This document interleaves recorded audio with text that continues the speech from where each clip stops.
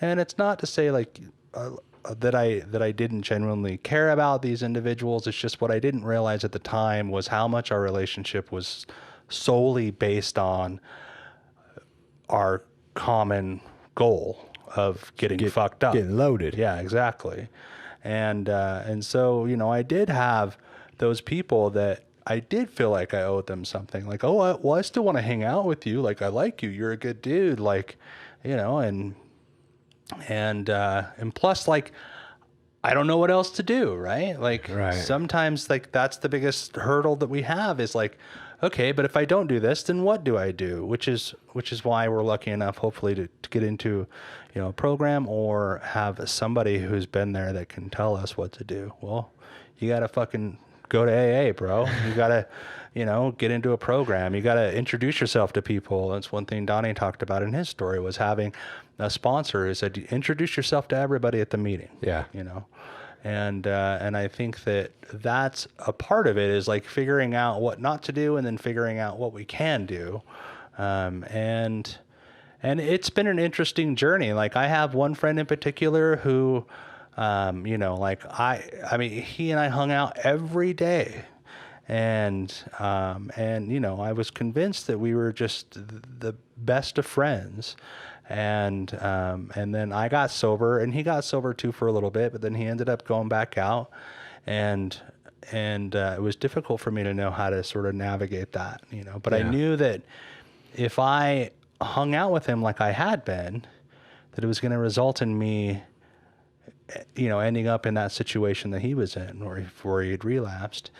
And so, you know, eventually I just kind of had to watch from the sidelines as he continued to sort of burn his life to the ground. And then, you know, at some point I did get together with him and it was in that moment that I realized just how much of our relationship was based on, you know, the using and drinking and that we weren't the same people anymore. Right. He was kind of stuck in this negative void in space that is a result of, you know, just a dry drunk, if you will. And, you know, and I was working a program and I had some good positive influences in my life. And so it was, you know, after that incident, I was like, oh, I don't think, you know, like we need to hang out anymore. I didn't say that to him, but that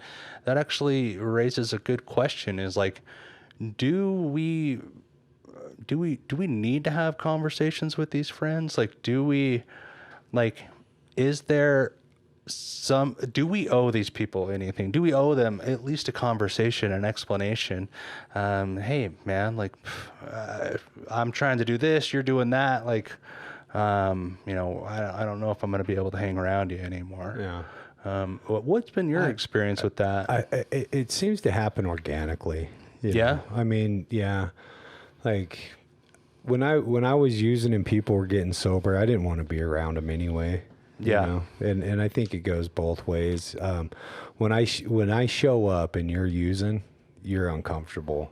Like that's just the way it is now. Right. Like, yeah, it's true. Like there's this weird shame that goes along, especially at our age. Like by the time, if you've been using and drinking like me, by the time you're in your late 30s, 40s and 50s, like, you know, you got a fucking problem, right? Like, you know that. And when you see a guy like me or a guy like Donnie or yourself that's sober now, that you used to compare yourself to and be like, fuck, as long as I never get as bad as Willy, and all of a sudden Willy's sober and shows up and you're drunk. It's like, you know, I felt it off of so many people. Sure. And even though I show up with genuine compassion for the alcoholic, because you know, as far as my sobriety goes, it's no respecter of men. Like my sobriety wants the people I used to use with to get sober every bit as much as a stranger that I've never met. Like I want people to have this, you know, and a lot of times, you know, it's just too close.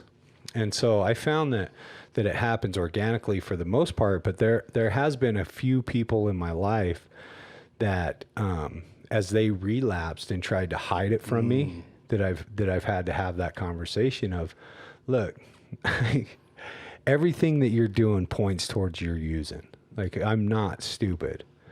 You know, are you using? And if the answer is, which has never been yes, but eventually it turns out that it is yes, right? Through whether they go back to jail or end up back in treatment, or they finally admit that they've been using. You know, I have to say, like, I don't hang out with people that are using today.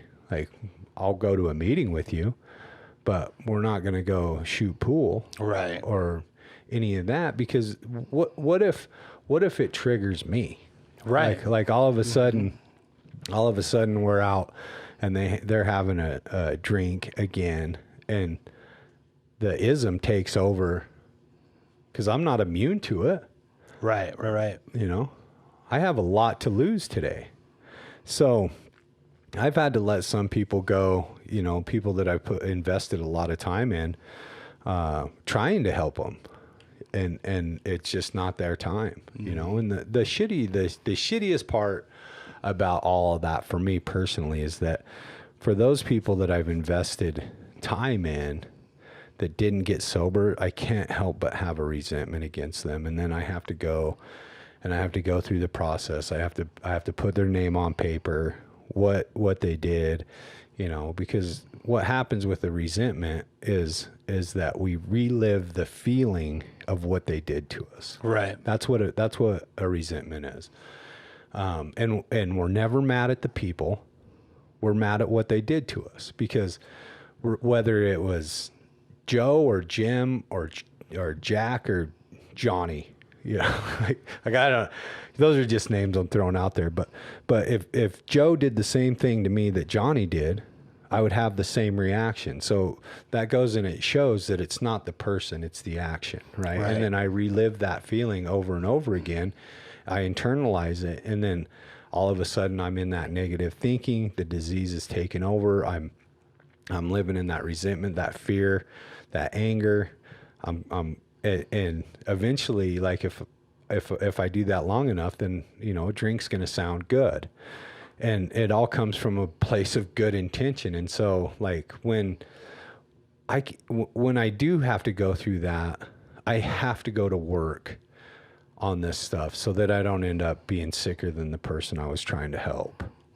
You know, it's just the way it is. But I don't think that you need to have a conversation with everybody. I don't think you need to go down to the bar that you sat at for the last 20 years and tell Sally, the bartender, you know, Sally, it's been nice knowing you, but I'm not going to be around for a while.